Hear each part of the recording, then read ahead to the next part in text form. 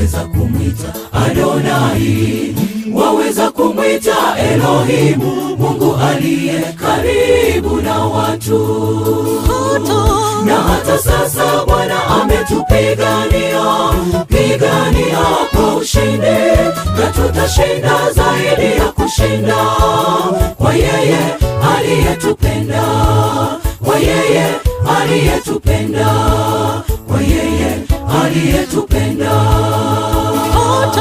Na hata sasa Bwana ametupigania, pigania kwa ushindi, na tutashinda zaidi ya kushinda, kwa yeye aliyetupenda,